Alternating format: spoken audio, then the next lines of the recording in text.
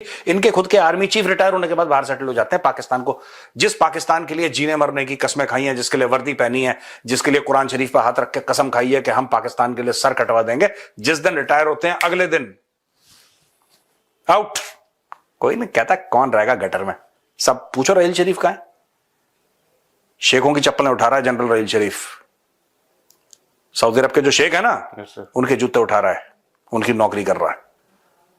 कोई ऑस्ट्रेलिया में बसा हुआ है, कोई कहीं बसा हुआ है, कोई कहीं। यही इनके धंधे ही हैं। That is the moral character of the country यार। इसलिए तो इनको जवाब हम नहीं देते। कौन इनके मुंह लगे यार? तुम सुअर से कुश्ती करोगे तो तुम्हारे कपड़े गंदे होंगे, सुअर को तो मजा आएगा फिर। It is a directionless people right who behave like this. It is a directionless country that behaves like this. Pakistan में तो सब लोगों ने उम्मीद छोड़ दी है।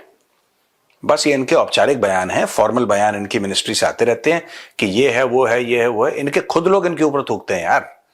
इनकी इज्जत थोड़ा ना पाकिस्तान में। आपको क्या लगता है पाकिस्तानियों ने क्यों डुअल पासपोर्ट, अभी पाकिस्तान में है डुअल पासपोर्ट, कई देशों में, पाकिस्तान में नहीं कई देशों में, पाकिस्तान ने क्यों खोल रखा? सबका अपने अपने रीजन है ना जी। कि आप डुअल सिटीजनशिप रख सकते हैं। Why Pakistan has a dual passport system? तो अव्वल तो बात यह है कि ये सारा जो वो कह रहे हैं इसमें से कोई एक लफ्ज भी दुरुस्त नहीं है। कोई है कैसे, मैं आपको बताऊं, आप मुझे बता दें, आप मुझे बता दें कि कौन से आर्मी चीफ हैं पाकिस्तान के जो मुल्क से बाहर रह रहे हैं? अभी ये बाजवा साहब, उससे पहले जो थे मुशर्रफ साहब भी बाहर थे, उससे पहले वाले भी बाहर थे। कौन से? मुशर्रफ से पहले जो थे। सुन लें, बाजवा साहब पाकिस्तान में रह रहे हैं, ठीक। अगर कहीं वैसे किसी काम के या वैसे जाएं तो वो एक अलग बात है। जनरल परवेज मुशर्रफ जो है वो बिल्कुल आखिर में वो तब जाके बाहर रहे थे, लेकिन वो अबू धाबी या दुबई में जाके रहे थे। फिर जनरल राहील शरीफ हैं कि जो एक इस्लामिक फोर्स बनाई थी सऊदी अरेबिया ने, उसमें सेकंड एम्प्लॉयमेंट के तौर पे गए हुए हैं। वो मुल्क से बाहर रह रहे हैं, लेकिन रेगुलरली वो पाकिस्तान आते हैं। उनके पास किसी और मुल्क का पासपोर्ट नहीं है। किसी भी आर्मी चीफ के पास किसी और मुल्क का पासपोर्ट नहीं है।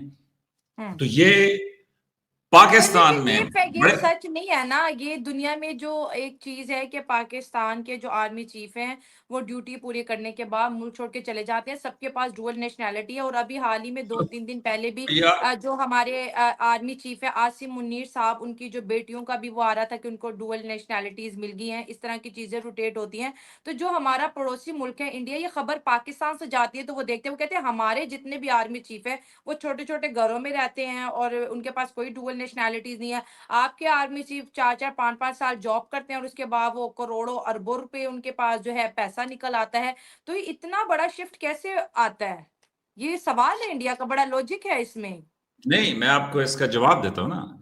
जहां तक आपने बातचीत की है तो वो देखें, ये जिनकी आपने वीडियो चलवाई थी मेजर गौरव की, तो वो तो मेजर साहब तो मुझे लग रहा था कि वो हल्के से टोन थे, इसलिए वो तो इस तरह की बातें कर सकते हैं। लेकिन कितना लॉजिक है इस पे बात करना। सुने ना, मैं आपको बताता हूँ। नहीं लगता कि अभी सुने। फिर आपके ऑडियंस को ना वो थोड़ी सी तकलीफ होगी, लेकिन चले मैं उसी अंदाज में बात करता हूँ जिस अंदाज में उन्होंने बात की थी। जब आपके 8 नेवल ऑफिसर्स रिटायर्ड पकड़े जाएं कतर में, उनको सजाए मौत हो जाए और आप कतर की मिन्नतें करें, आपके प्राइम मिनिस्टर, आपके सदर, आपके तमाम डिफेंस वाले मिन्नतें करें कतर की, सऊदीया तो फिर बहुत बड़ा मुल्क है ना, तो कतर की मिन्नतें करें और उनको माफी, तो आप जूते नहीं उठा रहे होते।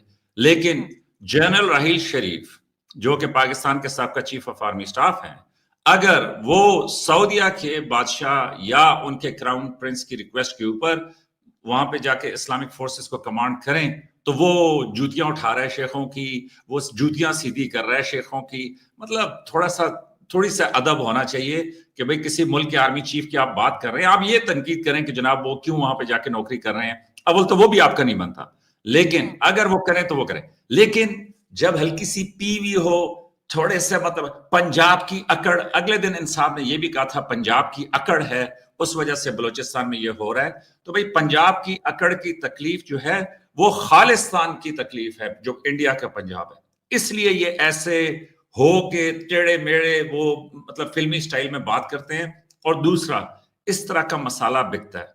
अब आपकी बात का जवाब देता हूं। पाकिस्तान का कोई चीफ ऑफ आर्मी स्टाफ इस वक्त मुल्क से बाहर नहीं रहता, पहली बात।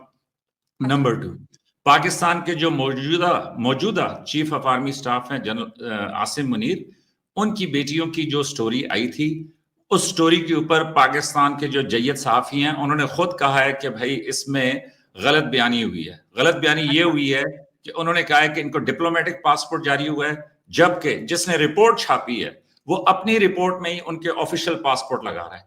और उनका एक दामाद जो है वो सर्विंग आर्मी ऑफिसर है, वो स्टाफ ऑफिसर भी है अपने फादर इन लॉ के साथ, तो जाहिर है चीफ ऑफ आर्मी स्टाफ के साथ वो है, तो उसमें जो आर्मी के लोग होते हैं उनका ऑफिशियल पासपोर्ट, वो गवर्नमेंट की पॉलिसी है, उसके ऊपर इशू होता है। और इसके बाद अगर एक्सेप्शनल बुनियाद के ऊपर प्राइम मिनिस्टर या सदर या कोई और, मैं कहता हूं बफर्ज महाल, अगर वो कोई अप्रूव भी कर दे तो वो उनकी सवाबदीद है। लेकिन उसके ऊपर ये कहना कि जनाब उनके, तो मतलब मैं ये कह रहा हूं कि वो रिपोर्ट जाके पढ़ लेना जी, और बता दें कि उसमें क्या ऑफिशियल पासपोर्ट नहीं लिखा हुआ। और दूसरा कि मेरे पास भी ऑफिशियल पासपोर्ट रहा है, तो अब मैं किस जर्नैल का दामाद था, या मैं कौन सा ऐसा वो सिफारिश वाला आदमी हूं। तो ये क्योंकि मिसाला बिकता है। यस, पाकिस्तान में पाकिस्तान की सिक्योरिटी फोर्सेस के ऊपर ये एक सोचे समझे मंसूबे के तहत ये फप्तियां कसी जा रही हैं। ब्रिगेडियर प्रताप सिंह बाजवा कहते हैं कि जब कारगिल हो रही थी, ये वो जवान था जो बड़ी बहादुरी से लड़ा था, और इनकी शहादत के बाद हमने बहुत प्राउड फील किया, और हमने पाकिस्तान आर्मी को ये पैगाम भिजवाया कि आपका ये जो जवान है ये आखिरी दम तक लड़ता रहा। और ये क्लिप भी मैं जिस साइट पे चला रही हूँ, ये कैप्टन था कर्नल शेर खान, कप्तान था पाकिस्तानी फौज का कर्नल शेर खान।